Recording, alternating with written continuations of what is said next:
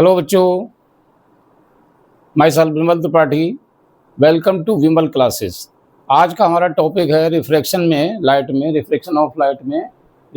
Of light by concave spherical surface. यहाँ पर दो स्फेरिकल सरफेस से रिफ्रैक्शन आपको पढ़ना है, जिसमें कि पहला ये है कॉनकेव स्फेरिकल सरफेस मीन्स अवतल गोलीय पृष्ठ, और जो दूसरा होगा वो कॉन्वेक्स स्फेरिकल सरफेस होगा। तो ये दो पार्ट इसके हैं, जिसमें कि पहला पार्ट आप देखेंगे कि कॉनकेव स्फेरिकल सरफेस से रिफ्रैक्शन लाइट की का कैसे होता है, किस तरीके से। तो उसमें आप देखें कि इसमें ये SPS डैश, ये हमने यहाँ पर कॉनकेव स्फेरिकल सरफेस लिया है, SPS डैश। यहाँ पर P पोल है, ठीक है। ये C यहाँ पर सेंटर ऑफ कर्वेचर हो गया, और यहाँ पर ये ऑब्जेक्ट रखी हुई है, ये ऑब्जेक्ट O यहाँ पर रखी हुई है। यहाँ पर दोनों तरफ आप देख रहे हैं कि रिफ्रैक्टिव इंडेक्स हमने अलग अलग लिया है। इस तरफ का रिफ्रैक्टिव इंडेक्स N2 है, जो उधर का मीडियम है, और लेफ्ट साइड का मीडियम का रिफ्रैक्टिव इंडेक्स जो है वो N1 है, अपवर्तनांक। तो ये जो N2 यहाँ पर हमने ग्रेटर देन N1 दिखाया है, इसका मतलब यहाँ पर डेंसर मीडियम है, और यहाँ पर रेयर मीडियम।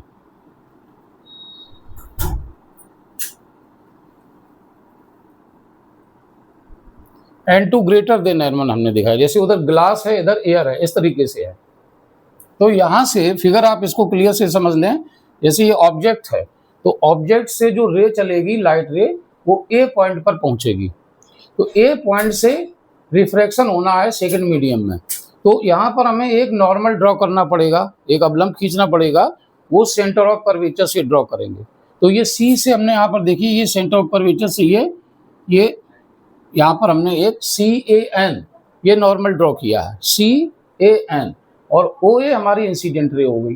तो अब ये जो रे है, ये रेयर से डेंसर में जा रही है, और ये हमारा जो है नॉर्मल है। तो इसको बिल्कुल सीधे ऐसे जाना चाहिए था, लेकिन रेयर से डेंसर में जाने पर ये अवलंब की ओर झुकेगी, नॉर्मल की तरफ शिफ्ट होगी।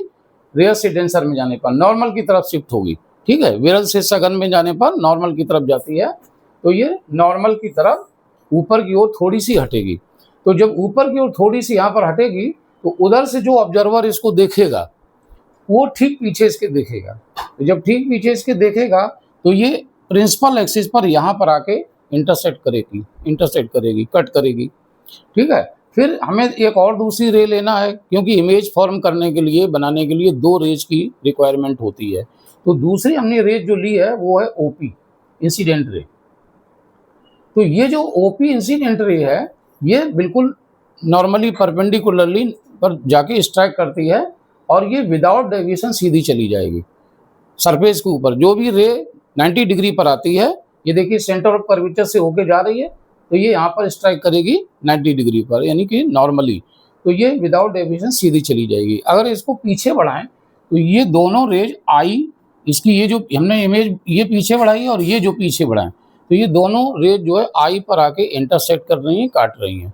तो इसका मतलब है कि इसका इमेज जो यहाँ पर आई बनेगा ऑब्जेक्ट का, और ये इमेज जो होगा ये वर्चुअल इमेज होगा, पीछे बढ़ाने पर बन रहा है, तो ये वर्चुअल इमेज होगा। अब यहाँ पर आप देख रहे हैं, हमने इस जगह पर कुछ एंगल, अगर हम I और R की पहचान करें कि एंगल, इंसिडेंस एंगल कितना होगा, तो आप देखें ये हमारी इंसिडेंट रे है और ये नॉर्मल है। तो यहाँ से यहाँ तक का जो ये एंगल है, ये हमारा एंगल है I, ये पूरा ये एंगल है I हमारा, ये OAC, एंगल OAC, ये एंगल I हो जाएगा हमारा। और अगर हम यहाँ से देखें, ये एंगल, ये हमारा R है, NAB, क्योंकि ये रिफ्रैक्शन एंगल है, तो रिफ्रैक्शन एंगल उस तरफ बनेगा, NAB, ये हो गया R हमारा, NAB, ये R हो जाएगा। अगर हम इसको पीछे देखें, तो ये एंगल जो होगा, ये वाला एंगल इतना, IAC, एंगल IAC, ये भी R होगा, ये भी R होगा। ये दोनों एंगल सेम होंगे, ये एंगल और ये एंगल, ये दोनों इक्वल होंगे। NAB और IAC, ये दोनों एंगल R के इक्वल होंगे, ठीक है। तो यहाँ पर ये I और R को हमने देख लिया कि कहाँ पर एंगल I होगा, कहाँ पर R होगा। इसके अलावा आपको यहाँ पर ये जो एंगल हमने अल्फा लिया है, ये अल्फा ऑब्जेक्ट के पास में, ये अल्फा एंगल लिया है। फिर आई पर हमने यहाँ पर बीटा एंगल लिया है, सी पर गामा एंगल लिया है। ये हमारा जो नॉर्मल है ए एम, इसकी हाइट हमने एच ले ली यहाँ पर। तो इस तरीके से अब इसकी अगर हम डिस्टेंस देखें, ये पी पॉइंट से सारी डिस्टेंस मेजर की जाएंगी लेफ्ट की, तो ये लेफ्ट की सारी डिस्टेंसेस माइनस की होती हैं। तो पी से लेके ओ तक ऑब्जेक्ट की डिस्टेंस ये हमारी माइनस यू हमने यहाँ पर लिख दिया है। पी से लेके आई ये इमेज है, तो इमेज की डिस्टेंस होती है वी, लेकिन यहाँ पर माइनस वी लिखा हुआ है। पी से लेके सी ये रेडियस ऑफ कर्वेचर, इसकी त्रिज्या है, वक्रता त्रिज्या इसको बोलते हैं। तो ये हो गया माइनस आर। तीनों को हमने विद साइन यहाँ पर ले लिया है, ठीक है। अब ये सारी चीज यहाँ पर देखें, हमने लिखा है S P S dash concave spherical surface. तो ये कॉनकेव यानी कि अवतल गोली पृष्ठ है। ये हिंदी मीडियम और इंग्लिश मीडियम दोनों के बच्चे समझ सकते हैं। कॉनकेव स्फेरिकल सरफेस है। O A and O P, O A and O P ये दोनों हमारी इंसिडेंट रे हैं, यानी कि आपतित किरण जिसको कहते हैं। ए बी और पी क्यू ये हमारी रिफ्रैक्टेड रे हो गई, दूसरे मीडियम में है तो रिफ्रैक्टेड रे यानी अपवर्तित किरण हो गई। अगर हम यहाँ पर ट्रायंगल देखें ओ ए सी, तो हम यहाँ पर बना के दिखा रहे हैं ओ ए सी। तो ओ ए सी में आप देखें यहाँ पर अल्फा लिखा हुआ है, ये यहाँ पर आई लिखा हुआ है, आप फिगर में देख सकते हैं, यहाँ पर गामा लिखा हुआ है। तो ये एक्सटीरियर एंगल यहाँ पर कॉन्सेप्ट लगेगा, ये बाहर का कोण है गामा, तो ये अंदर के दोनों जो एंगल बन रहे हैं इनका टोटल सम के इक्वल होगा। मीन्स गामा इक्वल टू होगा आई प्लस अल्फा। तो यहाँ पर आप देख सकते हैं गामा इक्वल टू हमने यहाँ पर ये लिखा है आई प्लस अल्फा, ठीक है। एक्सटीरियर एंगल का कॉन्सेप्ट लगेगा दोनों में, तो gamma equal to I plus alpha.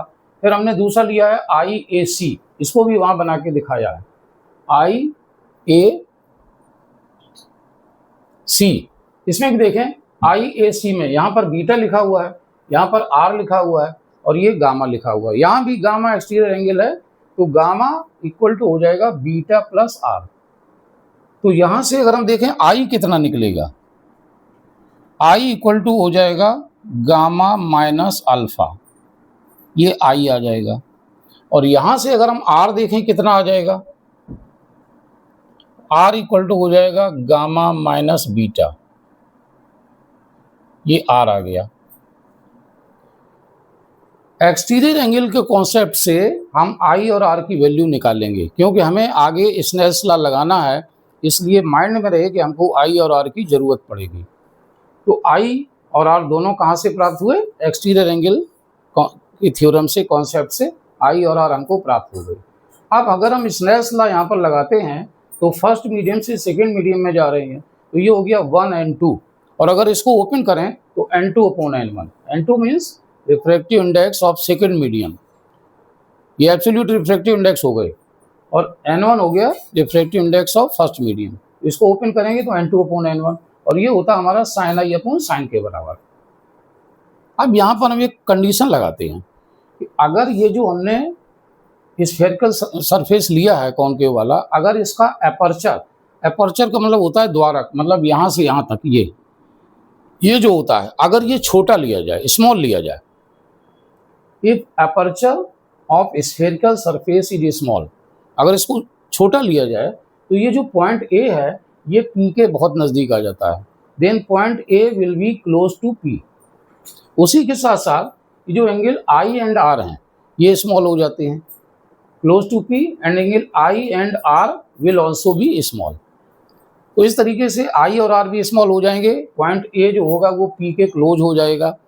अब यहाँ पर अगर इन दोनों को रेडियन में मेजर किया जाए आई एंड आर को, ठीक है, तो यहाँ तक आपको क्लियर हो गया। फिगर को देख लें तो फिगर में क्लियर होना चाहिए। ये दो रेज बनाई है हमने, इंसिडेंट रे दोनों हैं, ये ओ ए ओ पी, और ये जाके ये रिफ्लेक्टेड रे हो जाएगी, ऐसे ऊपर उठेगी नॉर्मल की तरफ, ऐसे नॉर्मल सी से ड्रॉ किया गया, ये पीछे बढ़ाने पर आई पर इंटरसेक्ट करेगी, और ये जो दूसरी रे है ये रिफ्लेक्टेड रे पी क्यू, इसको पीछे बढ़ाए तो ये यहाँ पर इमेज बन गई, ठीक है। बाकी यू वी आर हमने माइनस में सब लिख दिए हैं, और ये कॉन्सेप्ट हमने लगाया एक्सटीरियर एंगल का, यहाँ से आई आर पता कर लिए, इसके बाद स्नेल लॉ लगा दिया। फिर हमने कंडीशन अपनी लगाई कि अगर एपर्चर छोटा है तो पॉइंट ए क्लोज होगा पी के और आई आर भी स्मॉल होंगे। अब आगे देखें कैसे होगा इसका। अब जैसे मैंने बताया था कि I and R both are small, अगर आई और आर को स्मॉल रखा जाए तो ऐसी स्थिति में if both are measured in radian, I और आर स्मॉल हों, जो इंसिडेंट एंगल और रिफ्लेक्शन एंगल अगर स्मॉल हैं और इनको रेडियन में मेजर किया जाए, तब कंडीशन क्या लगती है, sine I equal to I. ये sine theta equal to theta की कंडीशन है। जब एंगल छोटा होता है तो sine theta equal to theta हो जाता है। ये कॉन्सेप्ट यहाँ पर लग रहा है। तो sine I equal to I, sine R equal to R, sine हट जाएगा। ऐसी स्थिति में जो हमारा 1n2 था, जिसको हमने n2 अपॉन n1 कहा था, वो आई अपॉन आर बन जाएगा। दोनों का साइन हट गया। अगर हम क्रॉस मल्टीप्लाई करें तो ये हो जाएगा n2 into R equal to n1 into I. तो यहाँ सर हमने एक फर्स्ट इक्वेशन यहाँ बना दिया। अब यहाँ पर आई आर की वैल्यू जो अभी हमने फाइंड की थी एक्सटीरियर एंगल के थ्योरम कॉन्सेप्ट से, वो यहाँ पुट करनी पड़ेगी। तो आगे देखें, putting value of I and R, I R की वैल्यू रख दी जाए इसमें, n2 आर की जगह क्या लिखेंगे, gamma minus beta equal to n1, और आई की जगह क्या लिखेंगे, गामा माइनस अल्फा। अगर इसको अंदर मल्टीप्लाई करें तो n2 gamma minus n2 beta, दोनों को n2 का अंदर भेज दिया, इसमें मल्टीप्लाई किया। इसी तरह यहाँ पर n1 को मल्टीप्लाई किया तो ये हो गया n1 gamma minus n1 alpha, ये 1 लिखा हुआ है। ठीक है। अब इसमें अल्फा बीटा को एक तरफ कर लेते हैं, तो अल्फा और बीटा एक तरफ आ गया, उधर से इधर लाइफ अल्फा प्लस का हो गया और ये बीटा, गामा को उधर भेज दिया तो ये दोनों गामा एक ही साइड में आ गए। तो आप देख रहे हैं इसमें गामा कॉमन हो गया, कॉमन होने से n1 माइनस n2 आ गया और ये हमारा अल्फा बीटा आ गया। इसको हमने सेकेंड इक्वेशन लिख लिया। अब हमें अल्फा बीटा गामा की वैल्यू इसमें पुट करनी पड़ेगी। इसके लिए फिर से हमें सेम दोबारा कंडीशन वही लगानी पड़ेगी, स्मॉल अपर्चर। अगर द्वारक छोटा है तो for small aperture of spherical surface, जो सरफेस हमने लिया है, अगर इसका अपर्चर छोटा है, then point A and M, ये एम पॉइंट जो है दिख रही है, ये और ये वाला, ये दोनों पी के क्लोज होंगे। पहले हमने ए को कहा था, एम भी पॉइंट पी के क्लोज हो जाएगा। And alpha beta gamma will also be small. अब अल्फा बीटा गामा को जब हमने यहाँ पर स्मॉल में लिया है, क्योंकि फिर से हमने सेकंड दोबारा वही कंडीशन लगाई है अपर्चर स्मॉल के लिए, तो अल्फा बीटा गामा भी एंगल स्मॉल होंगे और ये ए एंड एम पॉइंट ये पी के क्लोज होंगे। तो यहाँ पर देखें हम ट्रायंगल लेंगे फ्रॉम ओ ए एम। तो ओ ए एम में अगर हम देखें टेन अल्फा की वैल्यू देखें, टेन अल्फा को अल्फा कहेंगे, टेन हट जाएगा। जैसे उसमें लगता है sine theta equal to theta, ऐसे इसमें भी sine tan alpha equal to alpha, मतलब tan theta equal to theta का कॉन्सेप्ट लगता है। तो टेन अल्फा हो गया perpendicular upon base A M upon O M. अब चूंकि एम पॉइंट पी पर चला गया है तो इसको हम ओ पी लिख देंगे। अब इसकी वैल्यू देखें, ए एम की वैल्यू एच है और ओ पी की वैल्यू यहाँ से यहाँ तक देखें माइनस यू है, तो हमने माइनस विद साइन लिख दिया। दूसरा ट्रायंगल लिया आई ए एम, यहाँ पर टेन बीटा लगाएंगे, tan beta equal to beta A M upon I M लिखेंगे। आई एम को फिर आई पी लिख देंगे क्योंकि एम पी पर पहुँच गया, तो ये हो गया एच अपॉन माइनस वी। फिर हमने तीसरा ट्रायंगल लिया सी ए एम, तो tan gamma equal to gamma, यहाँ गामा लिखा है, ये भी A M upon C M को सी पी लिख दो, तो एच अपॉन माइनस आर हो जाएगा। अब ये तीनों वैल्यूज अल्फा बीटा गामा की इक्वेशन सेकंड जो हमारा बना था इसमें पुट करते हैं। तो आप देख सकते हैं n1 into alpha, n1 alpha की जगह एच अपॉन माइनस यू लिखा, फिर minus n2 into beta, n2 H upon minus B beta की जगह, फिर गामा की जगह लिखा एच अपॉन माइनस आर और ये n1 माइनस n2। अब इसको थोड़ा सॉल्व कर देते हैं। आप देख सकते हैं यहाँ पर n1 h अगर यहाँ पर कॉमन ले लिया जाए तो यहाँ आ जाएगा n1 अपॉन माइनस यू, यहाँ प्लस हो जाएगा माइनस माइनस, ये हो जाएगा n2 अपॉन वी, यहाँ हो जाएगा h upon minus R n1 minus n2। इन दोनों में h कॉमन ले लिया, ये माइनस माइनस यहाँ प्लस हो जाएगा। अब देख सकते हैं ये h इससे कैंसिल हो जाएगा।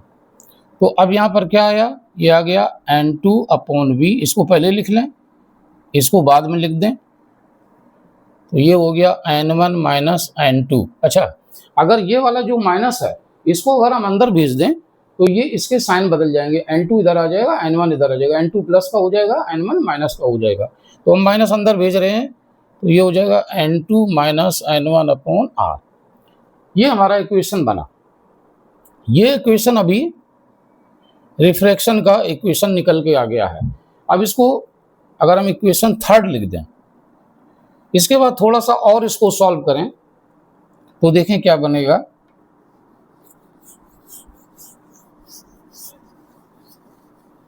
अगर इसमें से n1 कॉमन ले लिया जाए इसमें से, तो देखें ये क्या हो जाएगा, ये हो जाएगा n2 upon n1। n1 common लिया है तो n1 से डिवाइड करें, नीचे यहाँ पर v लिखा है माइनस n1 कॉमन ले लिया तो यहाँ 1 हो जाएगा 1 अपॉन u। यहाँ भी n1 कॉमन ले लो इस साइड में, n1 कॉमन लेने पर यहाँ हो जाएगा n2 अपॉन n1 माइनस 1 और यहाँ पर r हो जाएगा। यहाँ पर अगर हम n1 कॉमन लेंगे तो यहाँ हो जाएगा n2 अपॉन n1, यहाँ माइनस 1 अपॉन r। अब देखिए ये n1 से n1 यहाँ कैंसिल हो गया। अगर हम यहाँ पर इफ n2 अपॉन n1 इसी को 1 n2 कहते हैं, अगर यहाँ पर इसको n मान लें, if refractive index of second medium with respect to first medium is n, then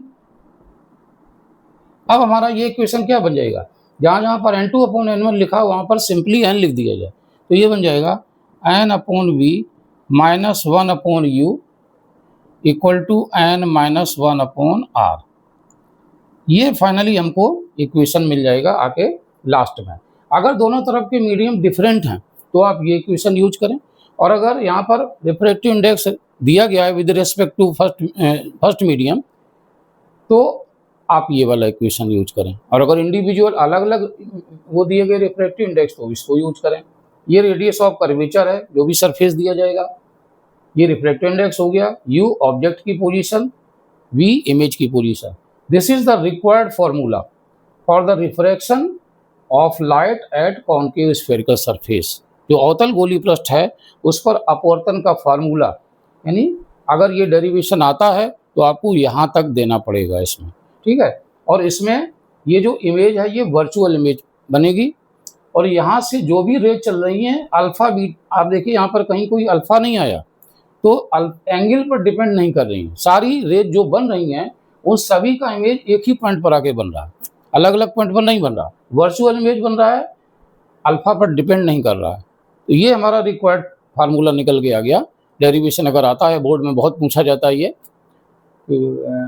अवतल गोली पृष्ठ इसको हिंदी में बोलते हैं, और कॉन्केव स्फेरिकल सरफेस से लाइट का अगर रिफ्रैक्शन होता है तो उसका फार्मूला क्या ड्राइव करके आपको दिखाना होगा। कभी कभी ये फार्मूला कहते हैं कि prove it for concave spherical surface, या कभी नहीं कहेंगे तो आप कहेंगे कि ड्राइव करके दिखाइए, तो आपको इतने कॉन्सेप्ट लेने पड़ेंगे और इसके बाद आपका ये फार्मूला निकल के आएगा, जिसमें एक्सटीरियर एंगल का कॉन्सेप्ट लिया, फिर साइन आई अपॉन साइन लगाया, 2 बार हमने कंडीशन लगाई स्मॉल अपर्चर की, ठीक है। इसके बाद सॉल्व करते हुए यहाँ पर आते हैं, तो ये फाइनली यहाँ पर फार्मूला आ गया है।